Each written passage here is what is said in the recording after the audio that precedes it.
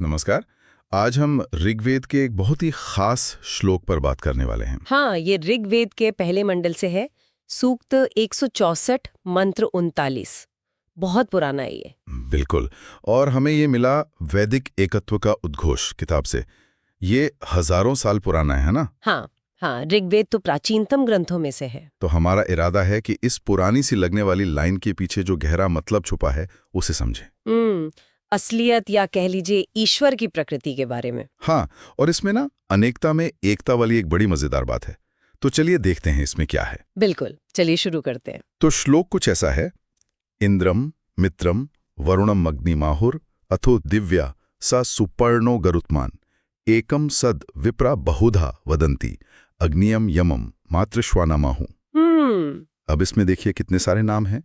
इंद्र हैं, मित्र, वरुण, अग्नि। हाँ, फिर वो दिव्य सुपर्ण गरुत्मान यम मातृश्वरा। लिस्ट लंबी है। सही में इतने सारे अलग अलग नाम। यहीं पर थोड़ा सोचना पड़ता है कि आखिर ये कह क्या रहा है। हाँ, यहीं पर सबसे दिलचस्प बात आती है, खासकर वो लाइन एकम सत विप्रा बहुधा वदंती। अच्छा, इसका क्या मतलब हुआ? इसका सीधा सा मतलब है सत्य, यानी जो सत्य है, जो असलियत है, वो तो एक ही है, पर विप्रा मतलब जो ज्ञानी लोग हैं वो उसे बहुधा वदंती यानी कई तरह से बताते हैं, कई नामों से पुकारते हैं। ओह, तो मतलब ये हुआ कि ये सारे नाम इंद्र, मित्र, वरुण, अग्नि, हाँ, ये सब उसी एक परम सत्य के अलग अलग नाम या रूप है, ऐसा कह सकते हैं। तो ये तो सिर्फ देवताओं की लिस्ट नहीं हुई, फिर ये तो एक फिलोसॉफिकल बात हो गई। बिल्कुल, यही तो इसकी गहराई है। ये दिखाता है कि उस वक्त के ऋषियों को ये समझ थी कि ऊपर से जो अलग अलग दिख रहा है उसके पीछे कहीं ना कहीं एक बुनियादी एकता है। ये तो बहुत गहरी सोच है।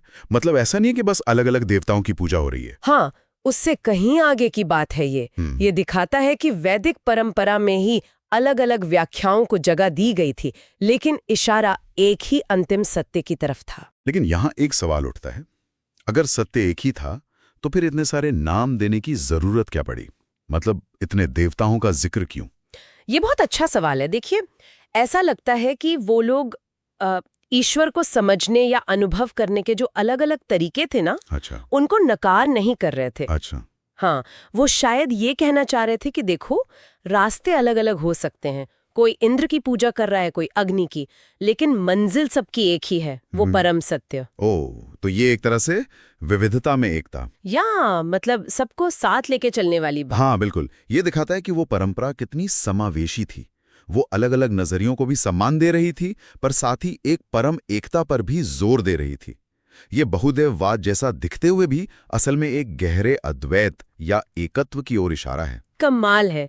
मतलब हजारों साल पहले इस लेवल की दार्शनिक समझ, ये सोचना भी अद्भुत है। निश्चित रूप से ये उस समय के बौद्धिक माहौल की परिपक्वता दिखाता है। तो अगर हम पूरी बात का सार निकालें तो यही है कि ऋग्वेद का ये श्लोक 1.164.39 बहुत जोर देकर कहता है कि भाई परम सत्य तो एक ही है। हाँ, बस ज्ञानी लोग उसे अपने अपने तरीके से अलग अलग नामों से जानते या बताते हैं। बिल्कुल सही। ठीक है, ये तो समझ आ गया। और जाते जाते एक विचार छोड़ जाते हैं सोचने के लिए। हाँ बताइए। ये जो प्राचीन सोच है कि सत्य एक है, रास्ते अनेक, ये आज के जमाने में, आज की दुनिया में हमारी विविधता और एकता की समझ को कैसे छूती है? मतलब न सिर्फ धर्म या अध्यात्म में, बल्कि शायद ज्ञान के दूसरे क्षेत्रों में भी, संस्कृति में, समाज में, इस पर सोचा जा सकता है ना? हाँ बिल्कुल। ये एक बड़ा सवाल है कि ये पुरानी समझ आज भी कितनी प्रासंगिक है। बहुत दिलचस्प। हाँ।